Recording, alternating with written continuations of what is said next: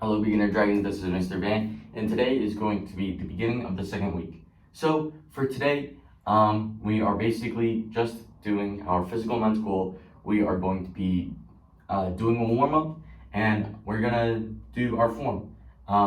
So first, we are going to talk about our physical and mental goal. For our physical goal, it's excellence. Our mental goal is integrity. So first, we are going to talk about our physical goal, excellence. So last week we talked about how excellence is basically doing our best and trying to improve every single time. So something that might help you guys improve and make you try your best is a little bit of competition. So something that, let me say that again. An example of competition might be something like basketball. So if I want to be better than someone at basketball, I would usually play a game against them, because then I would try my hardest to win.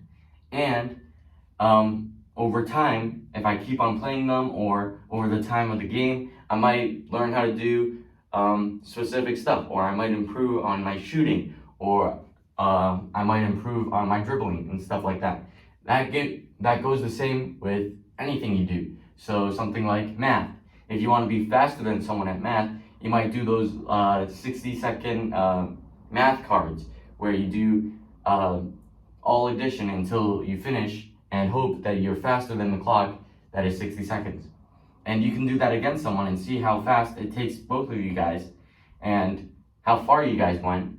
And you can see if you guys are better than them. And if not, maybe you got faster at addition or subtraction or whatever math you guys are doing. The same can be done with karate. I don't know if you guys have sparring gear or not. Actually, I do know that you guys don't. But in karate, we do sparring. If you guys don't know what sparring is, it's basically a game of tag, but instead of tagging each other, we are fighting, kinda. So we're not trying to hurt the other person, we're just basically trying to tap them with any of our karate techniques. So in sparring, you might want to be better than the other person because you guys obviously don't want to get hit. So that's how you guys improve. You guys take someone and you spar them, and you basically try and hit them before they hit you, but they're trying to do the same thing. So you want to be able to learn how to block, you want to learn how to be faster and throw out your techniques a lot faster and a lot better than they can, and stuff like that. So that's also sort of a competition, because you want to be able to win that, which makes you try your hardest to win, but also you're going to learn some stuff while you do it. So like I said, you learn how to block, you learn how to get out of the way and position yourself so that you can hit them before they hit you and stuff like that. So that's how excellence is kind of built in competition. So it can be in all sorts of aspects of life, but in karate, it's sparring, and you want to learn how to block and move out of the way and hit them before they hit you, which makes you try your hardest, and it helps you improve on all of your aspects of karate, whether it's karate techniques, whether it's blocking, whether it's moving out of the way, stuff like that. Now, with that being said, we are going to be talking about integrity now. So last week, we talked about how integrity is basically having rules in your life that you follow. And if you think about it that way, there's a lot of superheroes that are the same way. Obviously, you guys know all these sort of superheroes. There's obviously Captain America, there's Batman, there's Superman, there's a bunch of superheroes. But they all have a code of morals or a rule that they follow. So something like Batman and Superman, they can get in fights, but they don't want to hurt people. They don't want to kill anyone. They want to make sure that they're still safe. They're not in like agony, I guess. So that's a rule that they have.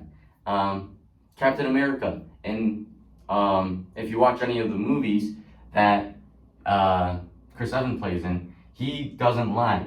So that is these sort of rules that they follow. And if you think about it that way, black belts can be sort of seen as the same thing. Black belts have these sort of rules that they follow. So there's stuff like the student creed that we follow and we believe is a core aspect of our mentality. So if you guys don't know the student creed, the first one is, I must develop myself in a positive manner and avoid anything that could reduce my mental growth or physical health. Basically, it's saying that I want to improve myself and I want to do anything in my power to get better, but at the same time, I want to avoid anything that will hurt me mentally or physically. The second one is, I must develop self-discipline in order to bring out the best in myself and others, which basically means I need self-discipline, or I need to know what to do at the right time without being told, so that people around me can also gain that responsibility. So that is just 2 rules that we live by, but black belts have these rules for themselves, and they also follow them. So in a way, you can think about black belts as having high integrity or high morals, stuff like that, kind of like superheroes. So with that being said, we are going to be doing a warm-up now. So it's really nice out recently, so I want you guys to go outside, and if you guys have a good backyard or like a large backyard, you guys can run around in it. But if you guys don't, we are going to be doing something called suicides or ladders or whatever you guys call them. I know some basketball coaches, they call them ladders. I know some basketball coaches, they call them suicides. I know in karate, we call them suicides, but I'm not sure what everyone else calls them. So, I'm just going to show you something. I'm just going to show you like a portion of a suicide. So, suicides is basically running to an imaginary line and then running back to your original position, and then to the second line, original position, third line, original position, then back. So, third, back, second, back, first, back. So that is basically suicides. You guys can have as many lines as you guys want. With the limited space that I have, I'm probably just gonna do 3. But if you guys can, I want you guys to do 5 because that's what it usually is for karate. So let's just say the lines are here and here. So I would touch the first wall, touch down, touch the wall again, run to my second line, touch down, run to the wall, go to the last line, which is the other wall, run to the other wall, and then I would go backwards, which would be second line, then first line. Pretty simple. But if you guys are outside, your lines might be a lot more spread out than mine. And I really hope that you guys are outside because these lines are very close together. So if you guys can, go outside, set up like toys or something that you guys can actually touch, and then run back to your fence or to your house or whatever, so that you guys are actually running to every position instead of just walking, touch, walk, touch, walk, touch, walk, touch. No, I want you guys to actually be running. I want you guys to be sprinting. That is the goal of this, so that you guys are sweating, you guys are huffing and wheezing for air because you guys are a little tired. And then after that, we are going to be doing our form. So, with that being said, I will see you guys after the warm-up.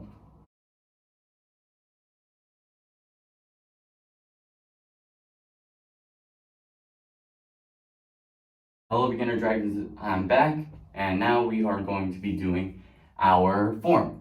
So first, we are going to get in our guard stance, and now we're going to add in a new stance. So if you guys don't know this stance, you might want to follow along, but if you do, I'm going to give you a little bit of extra details. So basically, we're in our guard stance right now. Our toe and our heel are in line with our target, but now we are going to transition into a front stance. So basically, you guys are stepping back, and then you guys are twisting so that both your toes are pointed forward. So my back toes and my front toes are both pointed forwards. And now we are going to punch with our backhand. And this time it's horizontal. So we're going to do that one more time. We're going to step back, turn our toes towards the front. If you guys want to think about it this way, you might want to think about it as you guys are in a square. So this foot is in the back of the right corner, and this one is in the front of the left corner, and yeah. So it's making a little box with your body. After I do that punch, I'm going to turn my foot.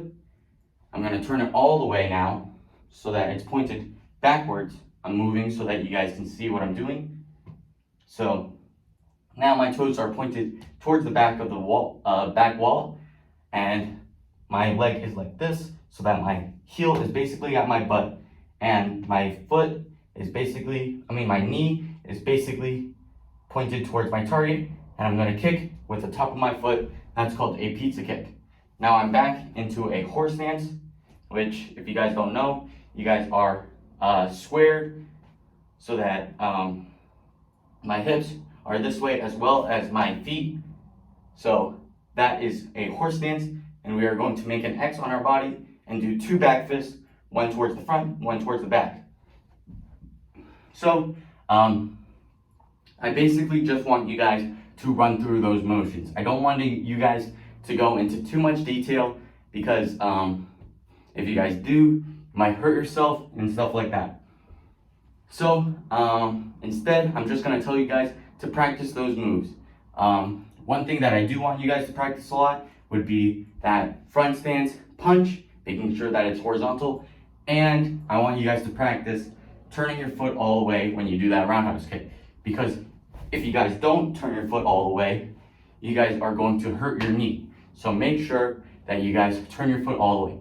Plus, it gives you balance, and if you guys are actually hitting someone, it hurts a lot more when you guys turn your foot all the way. So with that being said, I will see you guys next time. Bye.